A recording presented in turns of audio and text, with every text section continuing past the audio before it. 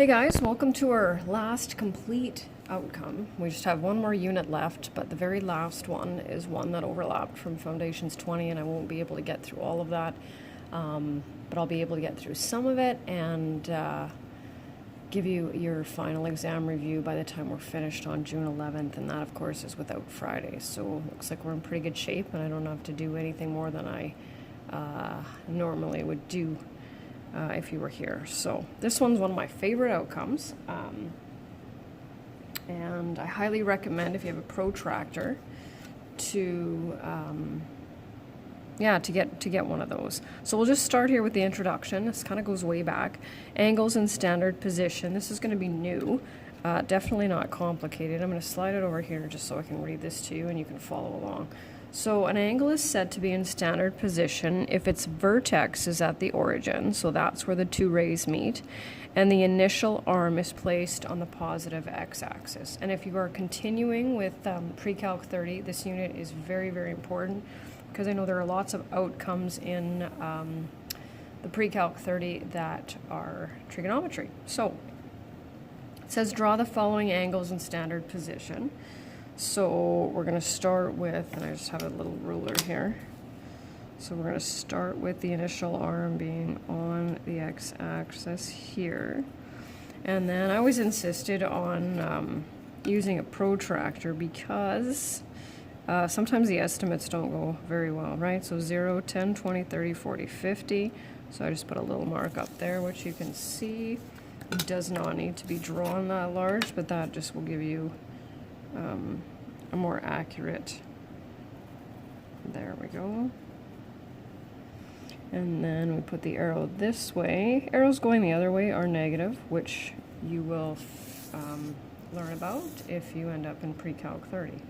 So, and that, just because I know what's coming up here, is in quadrant what? 1. You got it. All right.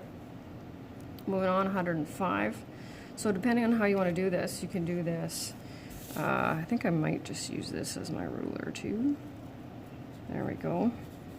So what we can do here is we can totally go 105 right in the middle, right? And so go all the way to 105.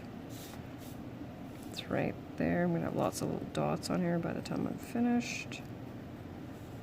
And my arrow, 105. Perfect. In quadrant, do. It's looking like I'm just moving around here for quadrants. Let's go this way, I guess. So 200, a couple of different ways. 200 you're not going to find on a protractor. However, we know that a straight angle is 180. So we just need an additional 20 from this, right? So I'm going to start cheating here a little bit. There we go. So I don't have to draw it. So then what I'm going to do is this. And I'm going to find my 20.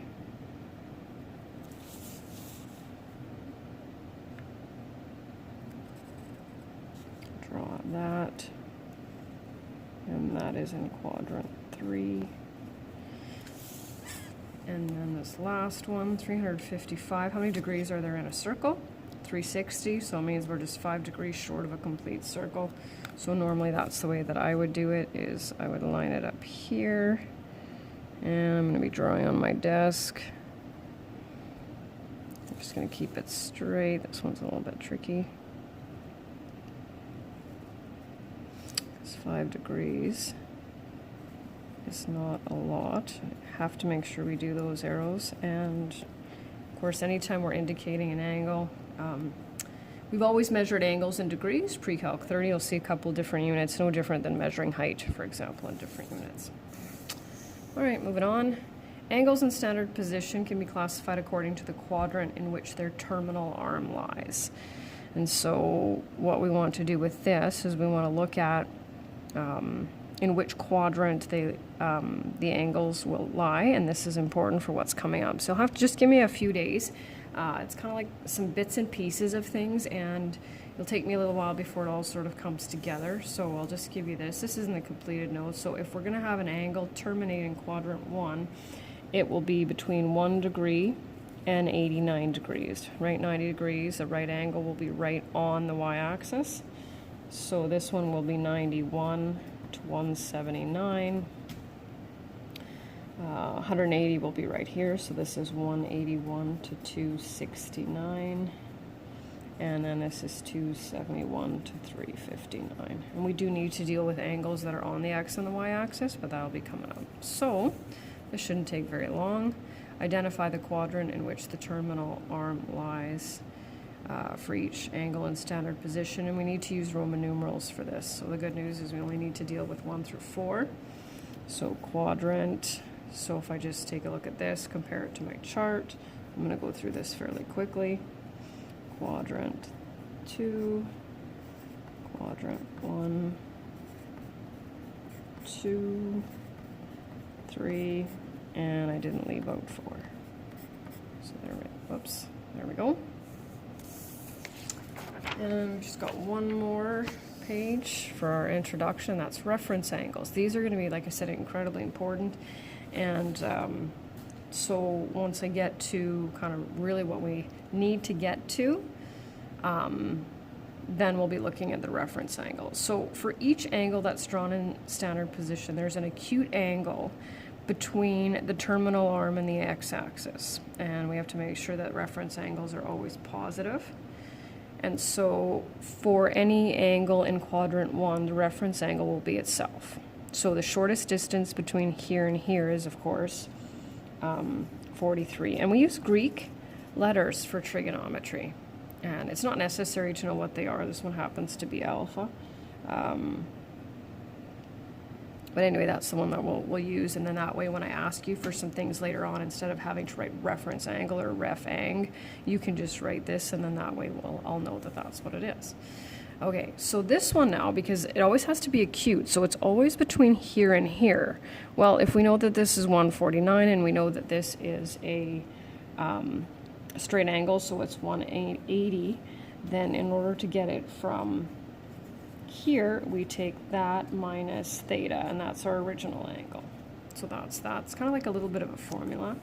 This one confuses students, and I get it.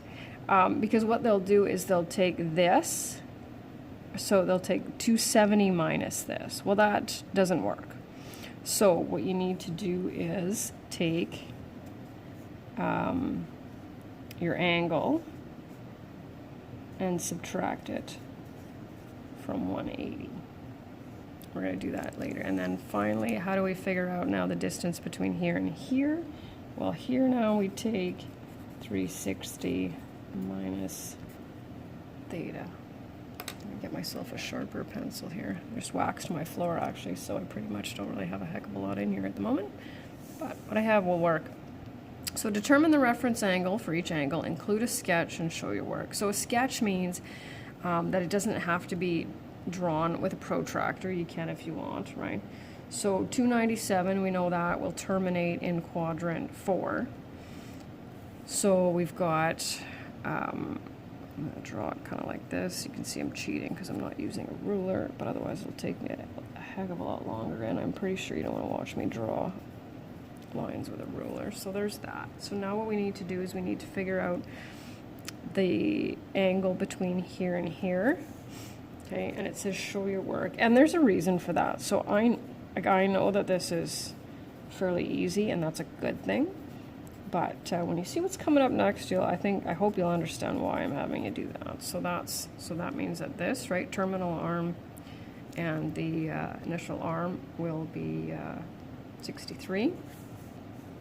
So 111, we'll find that in quadrant 2. And so whether you need to go back up to your formulas or whether you can figure it out.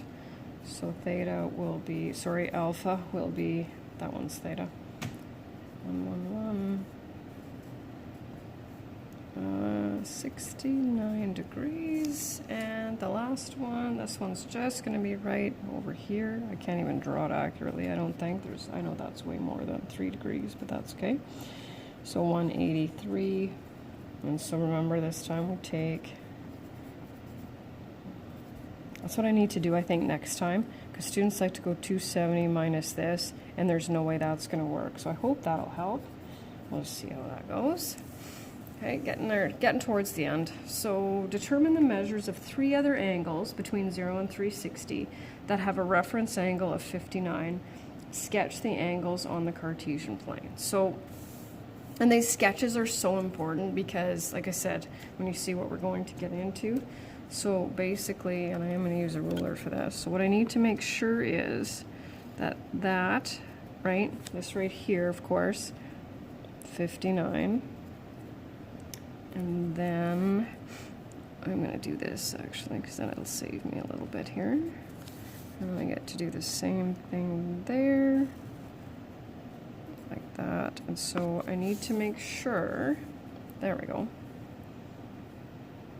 that, so I need to know the measure of this angle so that this is 59, this is also 59, and then I need the measure of this one and the measure of this one, right? So same thing, so in quadrant, I think it's just easier to go quadrant 2, right? 121, quadrant 3 will be 239, and quadrant 4 will be 301. And you can notice I have the degrees after every single one of these. These ones I find kind of neat, but some students don't really care for them. It says, draw and determine the angle in standard position when an angle of 40 degrees is reflected in the y-axis. And we've done reflections before. So I'm going to draw just a basic, hopefully reasonably good estimation of 40, okay? So here's my y-axis. So if I'm going to reflect it in the y-axis, I need, of course, a mirror image, right? So I'm going to do this, just like, that's a little bit too big, but that's okay. I meant to reflect it. So if this is 40, what's that? 180 minus 40, which is 140. And then this one is just in the x-axis. I think there's one in your assignment where you have to reflect it twice. It really helps to draw it. I'm going to draw it again. 40 degrees. But this time I need to reflect it in the x-axis. So instead of folding it over this way, I need to fold it over this way.